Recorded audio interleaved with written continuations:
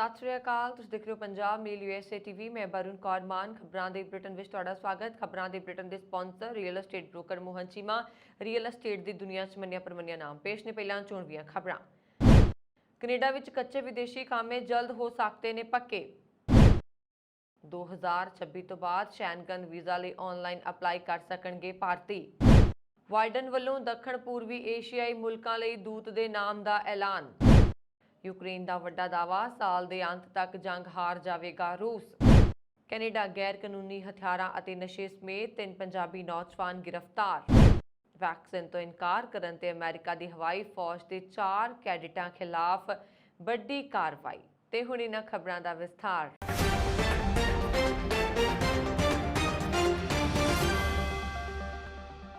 Canada ਵਿੱਚ ਪੱਕੇ ਹੋਣ ਦੀ ਉਡੀਕ ਵਿੱਚ ਬੈਠੇ ਕੱਚੇ ਵਿਦੇਸ਼ੀ ਕਾਮਿਆਂ ਦੀਆਂ ਆਸਾਂ ਨੂੰ ਜਲਦ ਬੂਰ ਪੈ ਸਕਦਾ ਹੈ, ਕਿਉਂਕਿ ਇਹਨਾਂ ਕਾਮਿਆਂ ਦੀ PR ਤੱਕ ਪਹੁੰਚ ਯਕੀਨੀ ਬਣਾਉਣ ਲਈ ਸੰਸਦ ਦੇ ਹੇਠਲੇ ਸਦਨ ਵਿੱਚ ਮਤਾ ਸਰਬਸੰਮਤੀ ਨਾਲ ਪਾਸ ਹੋ ਗਿਆ। ਸਿੱਖ MP ਰਣਦੀਪ ਸਰਾਏ ਵੱਲੋਂ ਪੇਸ਼ ਕੀਤੇ ਗਏ ਇਸ ਮਤੇ ਤੇ ਹਾਊਸ ਆਫ ਕਾਮਨਸ ਵਿੱਚ ਸਹਿਮਤੀ ਬਣ ਗਈ ਹੈ।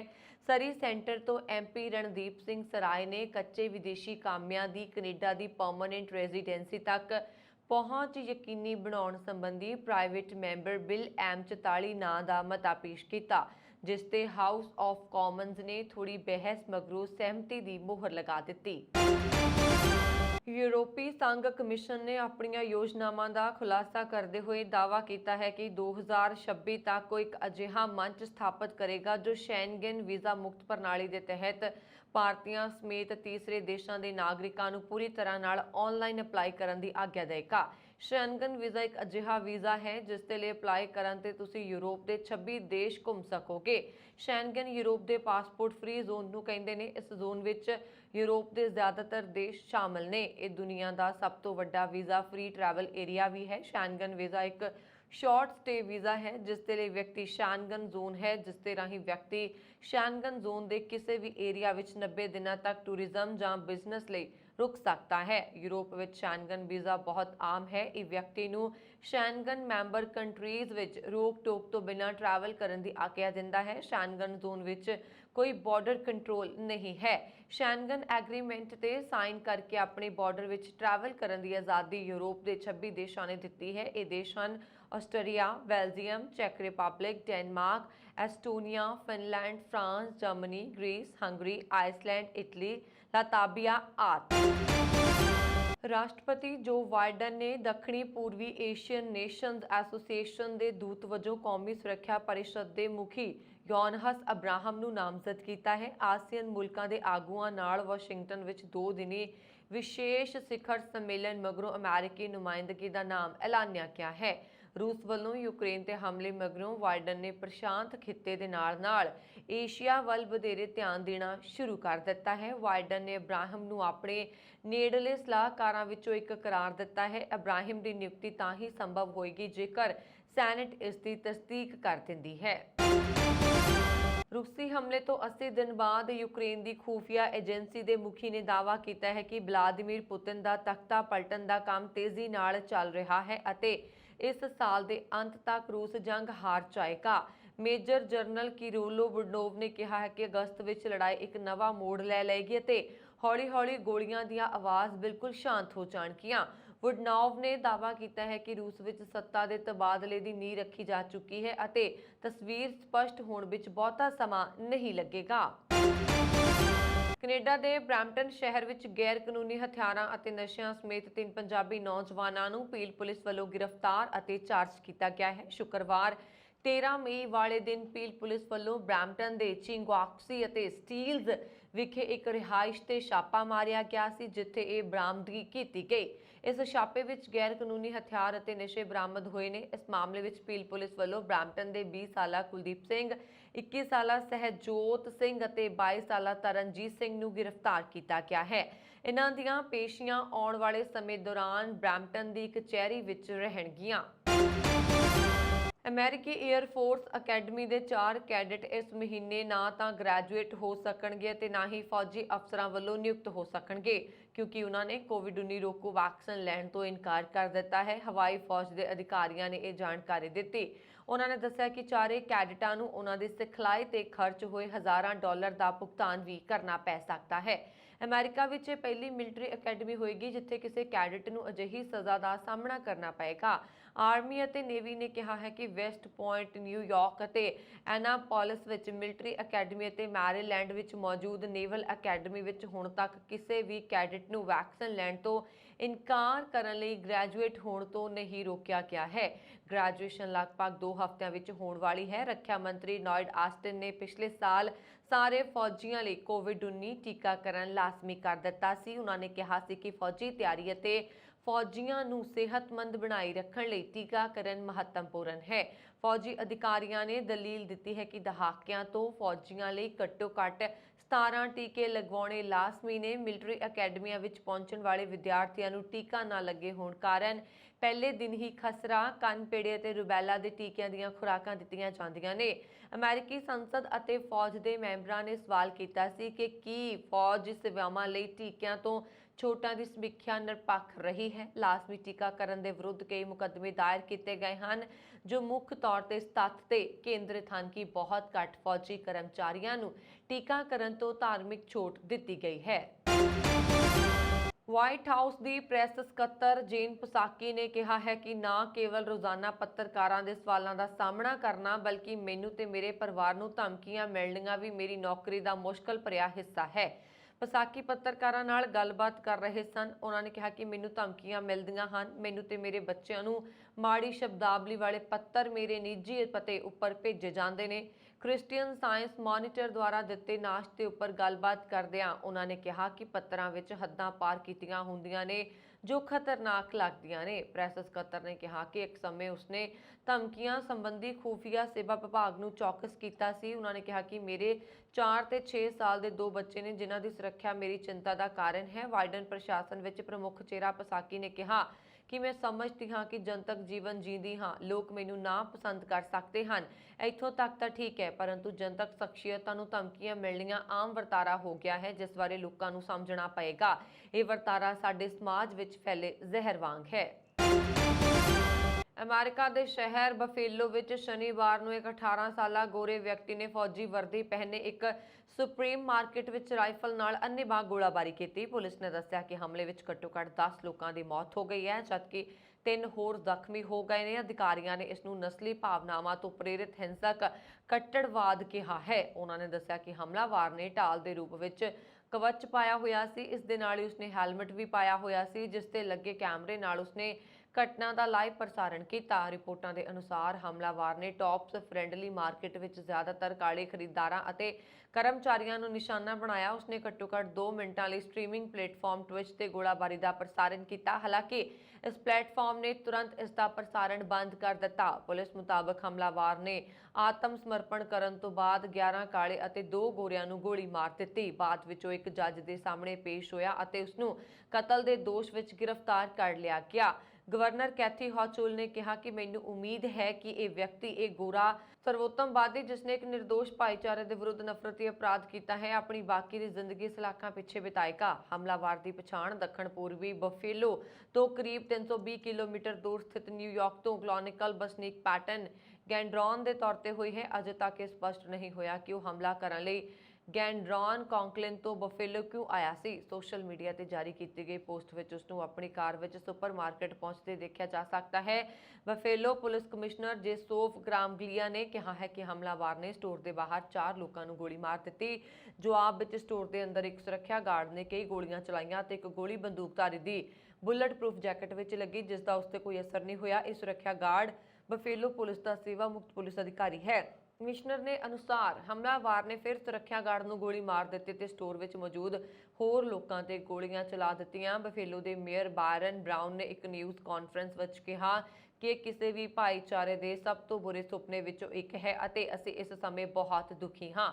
ਪੀੜਤਾਂ ਦੇ ਪਰਿਵਾਰ ਅਤੇ ਅਸੀਂ ਸਾਰੇ ਇਸ ਸਮੇਂ ਜੋ ਦਰਦ ਮਹਿਸੂਸ ਕਰ ਰਹੇ ਹਨ ਉਸ ਨੂੰ ਸ਼ਬਦਾਂ ਵਿੱਚ ਬਿਆਨ ਨਹੀਂ ਕੀਤਾ ਜਾ ਸਕਦਾ। ਰਿਪੋਰਟਾਂ ਅਨੁਸਾਰ ਸਟੋਰ ਤੇ ਪਹੁੰਚਣ ਤੋਂ ਬਾਅਦ ਪੁਲਿਸ ਨੇ ਹਮਲਾਵਰ ਦਾ ਸਾਹਮਣਾ ਕੀਤਾ।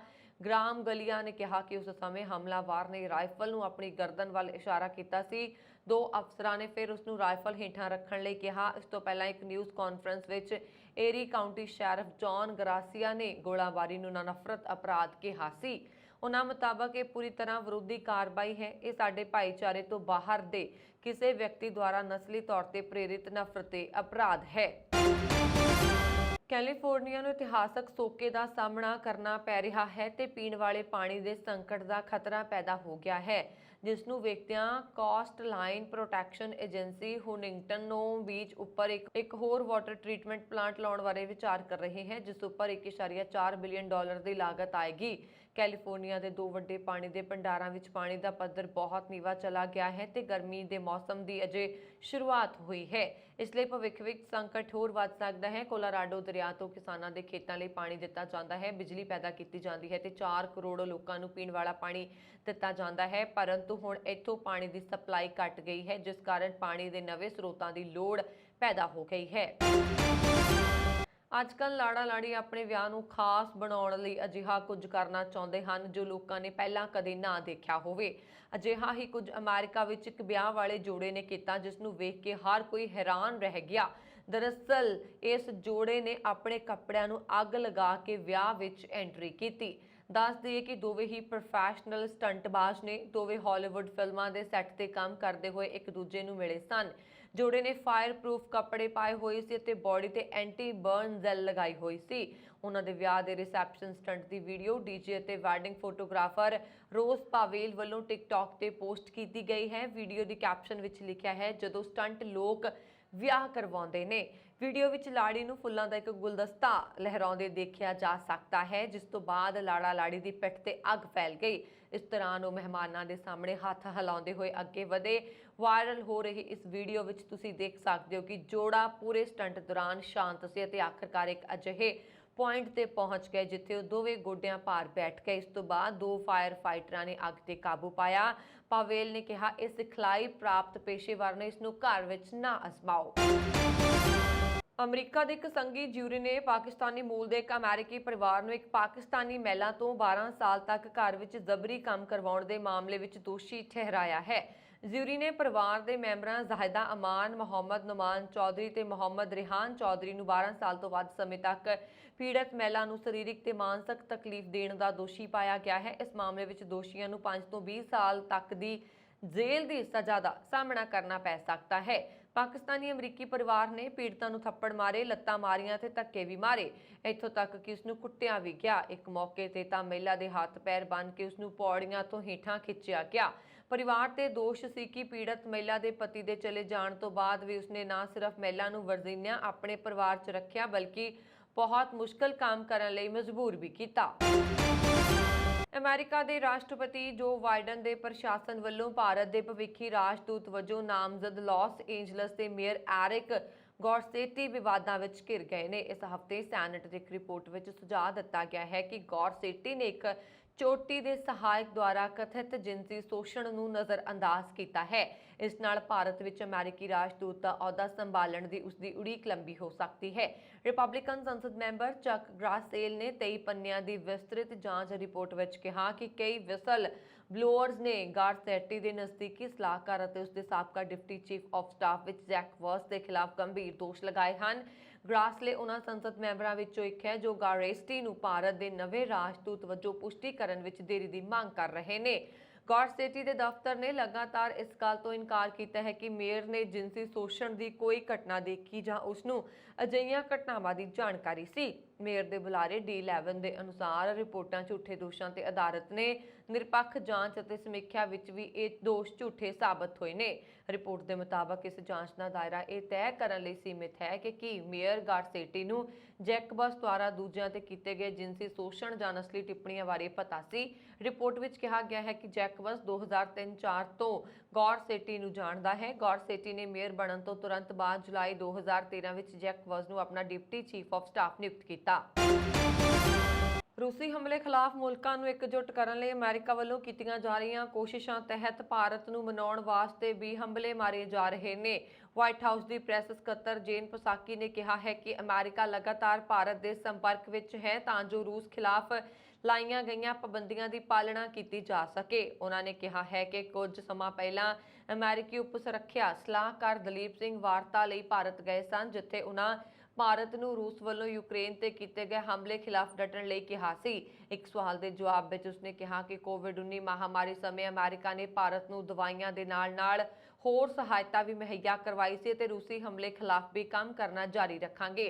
ਪਸਾਕੀ ਨੇ ਕਿਹਾ ਕਿ ਉਸਨੂੰ ਯਕੀਨ ਹੈ ਕਿ ਰਾਸ਼ਟਰਪਤੀ ਜੋ ਬਾਈਡਨ 2 ਕੁਆਡ ਮੁਲਕਾਂ ਭਾਰਤ ਅਤੇ ਆਸਟ੍ਰੇਲੀਆ ਦਾ ਦੌਰਾ ਕਰਨਗੇ। ਬਾਈਡਨ ਵੱਲੋਂ ਇਸ ਮਹੀਨੇ ਜਾਪਾਨ ਅਤੇ ਦੱਖਣੀ ਕੋਰੀਆ ਦਾ ਦੌਰਾ ਕੀਤਾ ਜਾ ਰਿਹਾ ਹੈ। ਪਸਾਕੀ ਨੇ ਕਿਹਾ ਕਿ ਰਾਸ਼ਟਰਪਤੀ ਦੇ 2 ਵਿਦੇਸ਼ੀ ਦੌਰਿਆਂ ਦੀ ਯੋਜਨਾ ਨੂੰ ਅੰਤਮ ਰੂਪ ਦਿੱਤਾ ਜਾ ਰਿਹਾ ਹੈ, ਪਰ ਇਹ ਭਵਿੱਖਬਾਣੀ ਨਹੀਂ ਕੀਤੀ ਜਾ ਸਕਦੀ ਹੈ ਕਿ ਇਹ ਦੌਰੇ ਕਦੋਂ ਹੋਣਗੇ। ਸੰਯੁਕਤ ਰਾਸ਼ਟਰ ਮਨੁੱਖੀ ਅਧਿਕਾਰ ਪਰਿਸ਼ਦ ਵੱਲੋਂ ਰੂਸੀ ਹਮਲੇ ਬਾਅਦ ਯੂਕਰੇਨ ਵਿੱਚ ਮਨੁੱਖੀ ਅਧਿਕਾਰਾਂ ਦੀ ਵਿਗੜਦੀ ਸਥਿਤੀ ਬਾਰੇ ਲਿਆਂਦੇ ਗਏ ਮਤੇ ਦੀ VOTING ਮੌਕੇ ਭਾਰਤ ਗੈਰ ਹਾਜ਼ਰ ਰਿਹਾ ਹੈ। परिषद ने इस मते विच सैनिक कार्रवाई नूं तुरंत बंद करन दी मंग नूं दोहराया है। जिनेवा स्थित परिषद ने वीरवार नूं अपना 34वां विशेष इजलास इस मते नूं अपनाउण उपरंत खत्म कर दिता। 33 देशों ने इस मते के समर्थन विच वोट पाई अते चीन ते इरिट्रीआ ने इसका विरोध किया, जबकि भारत, अर्मीनिया, क्यूबा, पाकिस्तान समेत 12 देश गैर हाज़र रहे। भारत संयुक्त राष्ट्र सुरक्षा परिषद, जनरल असैंबली ते संयुक्त राष्ट्र मनुखी अधिकार परिषद विच प्रक्रियात्मक वोटां ते ड्राफ्ट मितियां ते होई वोटिंग मौके गैर हाज़र रहा, जिन्हां विच यूक्रेन खिलाफ रूसी हमले की निंदा की गई है। इस मौके जिनेवा स्थित संयुक्त राष्ट्र के होर अंतरराष्ट्रीय संगठनां विच भारत के स्थाई प्रतिनिधि राजदूत इंदिरा मनी पांडे ने कहा कि असीं यूक्रेन विच जारी संघर्ष नूं लैके चिंतित हां ते हिंसा ते दुश्मनी नूं तुरंत खत्म करने की लगातार मांग की है। प्रधानमंत्री नरेंद्र मोदी ने रूस ते यूक्रेन के राष्ट्रपतियों समेत विश्व भर के नेतावां नाल अपनी गलबात दौरान इसनूं दोहराया है। किसी की सरीरक दिख के आधार पर उसका मजाक उड़ाउण नूं दुर्व्यवहार समझिया जाता है, पर ब्रिटेन की एक अदालत ने इसनूं जिनसी शोषण करार दिता है। रोजगार ट्रिब्यूनल ने अपने फैसले विच कहा कि किसी व्यक्ति नूं गंजा कहना जिनसी शोषण है। सारा मामला उदों शुरू होया जदों एक कर्मचारी गंजा कहे जाण दी शिकायत लैके अदालत विच पहुंचिया। West Yorkshire which British Bang company which 24 साल काम करन वाले टॉनी फिन नूं पिछले साल नौकरी तो कढ दिता गया सी, जिस तो बाद उसने अदालत विच पहुंच की सी। खबर मुताबक टॉनी फिन ने कोर्ट विच कई दावे किए, जिन्हां चों एक सरीरक शोषण दा सी। उसने दस्सिया कि एक घटना दौरान उसनूं फैक्टरी सुपरवाइजर जैमी किंग वल्लों जिनसी शोषण का सामना करना पिया। फिन ने दोष लगाया कि जुलाई 2019 विच किंग ने उसनूं गंजा कह के दुर्व्यवहार किया सी। पैनल ने कहा कि साडे फैसले विच गंजा शब्द सरीरक शोषण वर्गा ही है। फिन ने पक्षपाती बरखास्तगी, गलत तरीके नाल बरखास्तगी अते जिनसी परेशानी के दावियां ते जित प्राप्त की। इतराज़योग पोस्टर लगवाउण अते श्री गुरु ग्रंथ साहिब जी के अंग गलियां विच खिलारन संबंधी थाणा बाजाखाना विखे 2015 विच दर्ज हुए मामलिਆਂ 'ਚ साजिशकार वजों नामजद मुलजम डेरा सिरसा के मुखी गुरमीत राम रहीम नूं अज chief judicial magistrate Monika Lamba वल्लों राहत दिंदे होए चलदे मुकदमे तक जमानत ते रिहा करन दा हुक्म दिता है। इस दे बावजूद डेरा मुखी 4 होर संगीन मामलिਆਂ 'ਚ हरियाणा की सुनियारा जेल विच सजा याफ्ता ने बाहर नहीं आ सकणगे। इन्हां मामलिਆਂ 'ਚ पत्रकार छत्रपति, 2 मामले जबर जनाह अते चौथा मामला श्री गुरु ग्रंथ साहिब जी के स्वरूप चोरी करन दा शामिल है।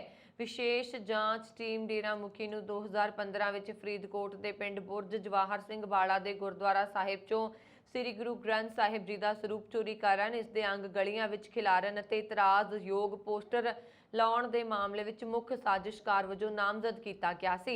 इन्हां तिने मामलिਆਂ विच जांच टीम वल्लों अदालत विच चलान भी पेश किया जा चुक्या है। अदालत वल्लों पिंड बुरज जवाहर सिंह वाला अते बरगाड़ी विखे इतराज़योग पोस्टर लगवाउण अते श्री गुरु ग्रंथ साहिब दे अंग गलियां विच खिलारन दे मामले विच चलदे मुकदमे तक जमानत दे दित्ती है।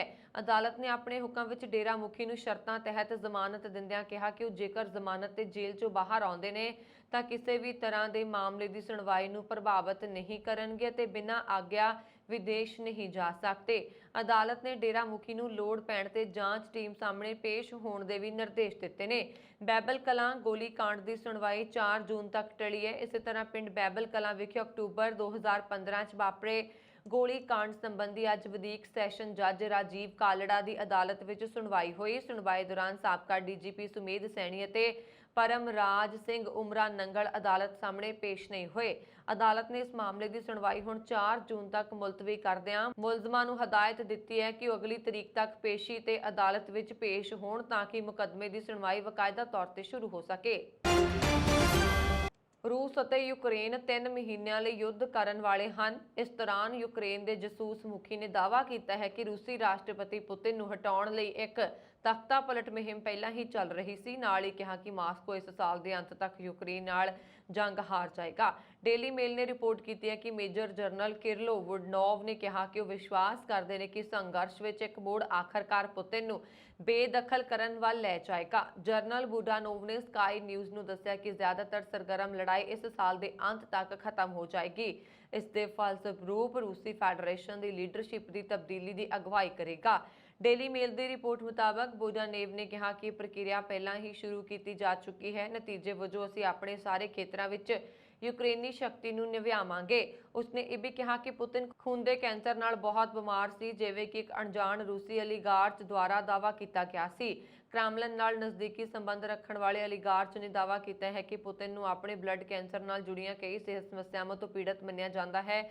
ਜਨਰਲ ਬੁਡਾਨੋਵ ਦੀ ਟਿੱਪਣੀ 24 ਫਰਵਰੀ ਨੂੰ ਜੰਗ ਸ਼ੁਰੂ ਹੋਣ ਤੋਂ ਬਾਅਦ ਕਿਸੇ ਵੀ ਯੂਕਰੇਨੀ ਅਧਿਕਾਰੀ ਵੱਲੋਂ ਦਿੱਤਾ ਗਿਆ ਸਭ ਤੋਂ ਵੱਡਾ ਬਿਆਨ ਹੈ। ਉਹ ਮਿਲਟਰੀ ਇੰਟੈਲੀਜੈਂਸ ਦਾ ਯੂਕਰੇਨੀ ਮੁਖੀ ਹੈ। ਰੂਸੀ ਫੌਜਾਂ ਤੇ ਟੈਂਕਾਂ ਦੀ ਸਹੀ ਭਵਿੱਖਬਾਣੀ ਕਰਨ ਵਾਲੇ ਕੁਝ ਉੱਚ ਅਧਿਕਾਰੀਆਂ ਵਿੱਚੋਂ ਇੱਕ ਹੈ। ਡੇਲੀ ਮੇਲ ਨੇ ਦੱਸਿਆ ਕਿ ਜਨਰਲ ਬੁਡਾਨੋਵ ਨੇ ਇਹ ਵੀ ਦਾਅਵਾ ਕੀਤਾ ਹੈ ਕਿ ਪੁਤਿਨ ਦੀ ਮਾਨਸਿਕ ਅਤੇ ਸਰੀਰਕ ਹਾਲਤ ਬਹੁਤ ਖਰਾਬ ਹੈ। ਉਹਨਾਂ ਨੇ ਕਿਹਾ ਕਿ ਉਹ ਕੈਂਸਰ ਅਤੇ ਹੋਰ ਬਿਮਾਰੀਆਂ ਤੋਂ ਪੀੜਤ ਨੇ। ਉਹਨਾਂ ਦੀ ਸਿਹਤ ਇਸ ਸਾਲ ਅਟਕਲਾਂ ਦਾ ਵਿਸ਼ਾ ਬਣੀ ਹੋਈ ਹੈ। ਐਤਵਾਰ ਦੀ ਸਵੇਰ ਖੇਡ ਜਗਤ ਲਈ ਬਹੁਤ ਹੀ ਦੁਖਦਾਈ ਖਬਰ ਲੈ ਕੇ ਆਈ ਹੈ। ਆਸਟ੍ਰੇਲੀਆ ਦੇ ਸਾਬਕਾ ਕ੍ਰਿਕਟਰ ਐਂਡਰਿਊ ਸਾਈਮੰਡਸ ਦਾ ਦੇਹਾਂਤ ਹੋ ਗਿਆ ਹੈ। ਦੱਸਿਆ ਜਾ ਰਿਹਾ ਹੈ ਕਿ ਕੁਈਨਜ਼ਲੈਂਡ ਵਿੱਚ ਇੱਕ ਕਾਰ ਹਾਦਸੇ ਵਿੱਚ ਉਸ ਦੀ ਮੌਤ ਹੋ ਗਈ। ਆਸਟ੍ਰੇਲੀਅਨ ਮੀਡੀਆ ਵੱਲੋਂ ਦਿੱਤੀ ਗਈ ਜਾਣਕਾਰੀ ਅਨੁਸਾਰ ਕਾਰ ਹਾਦਸੇ ਵਿੱਚ ਸਾਈਮੰਡਸ ਨੂੰ ਕਈ ਗੰਭੀਰ ਸੱਟਾਂ ਲੱਗੀਆਂ ਹਨ। ਦੱਸਿਆ ਜਾ ਰਿਹਾ ਹੈ ਕਿ ਇਹ ਹਾਦਸਾ ਟਾਊਨਸਵਿਲੇ ਤੋਂ 50 ਕਿਲੋਮੀਟਰ ਦੂਰ ਹਰਵੇ ਰੇਂਜ ਵਿੱਚ ਸ਼ਨੀਚਰਵਾਰ ਰਾਤ ਕਰੀਬ 10:30 ਵਜੇ ਵਾਪਰਿਆ। ਮੁੱਢਲੀ ਜਾਂਚ ਵਿੱਚ ਸਾਹਮਣੇ ਆਇਆ ਹੈ ਕਿ ਹਾਦਸਾ ਤੇਜ਼ ਰਫ਼ਤਾਰ ਕਾਰ ਕਾਰਨ ਵਾਪਰਿਆ ਹੈ। ਜਦੋਂ ਹਾਦਸਾ ਵਾਪਰਿਆ ਤਾਂ ਸਾਈਮੰਡਸ ਕਾਰ ਨੂੰ ਇਕੱਲਾ ਚਲਾ ਰਿਹਾ ਸੀ। ਹਾਦਸੇ ਦੀ ਸੂਚਨਾ ਮਿਲਦੇ ਹੀ ਮੌਕੇ ਤੇ ਪਹੁੰਚੇ ਬਚਾਅ ਕਰਮਚਾਰੀਆਂ ਨੇ 40 ਸਾਲਾ ਸਾਈਮੰਡਸ ਨੂੰ ਬਚਾਉਣ ਦੀ ਕੋਸ਼ਿਸ਼ ਕੀਤੀ, ਪਰ ਗੰਭੀਰ ਸੱਟਾਂ ਲੱਗਣ ਕਾਰਨ ਉਸ ਦੀ ਮੌਤ ਹੋ ਗਈ।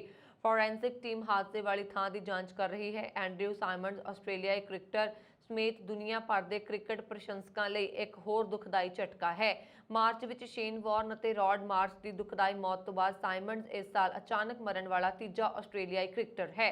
ਐਂਡਰਿਊ ਸਾਈਮੰਡਸ ਦੀ ਮੌਤ ਦੀ ਖਬਰ ਮਿਲਦੇ ਹੀ ਸੋਸ਼ਲ ਮੀਡੀਆ ਤੇ ਉਹਨਾਂ ਨੂੰ ਸ਼ਰਧਾਂਜਲੀ ਦੇਣ ਵਾਲਿਆਂ ਦੀ ਭੀੜ ਲੱਗ ਗਈ। ਆਸਟ੍ਰੇਲੀਆਈ ਕ੍ਰਿਕਟਰ ਕੋਚ ਅਤੇ ਸਾਬਕਾ ਕ੍ਰਿਕਟਰ ਜੈਸਨ ਨੀਲ ਗਿਲੇਸਪੀ ਨੇ ਸਾਈਮੰਡਸ ਦੀ ਮੌਤ ਦੀ ਖਬਰ ਤੇ ਦੁੱਖ ਪ੍ਰਗਟ ਕੀਤਾ ਹੈ। ਇਸ ਦੇ ਨਾਲ ਹੀ ਆਸਟ੍ਰੇਲੀਆਈ ਕ੍ਰਿਕਟ ਟੀਮ ਦੇ ਸਾਬਕਾ ਸਾਥੀ ਐਡਮ ਗਿਲਕ੍ਰਿਸਟ ਨੇ ਵੀ ਸਾਈਮੰਡਸ ਦੀ ਮੌਤ ਤੇ ਦੁੱਖ ਪ੍ਰਗਟ ਕੀਤਾ ਹੈ।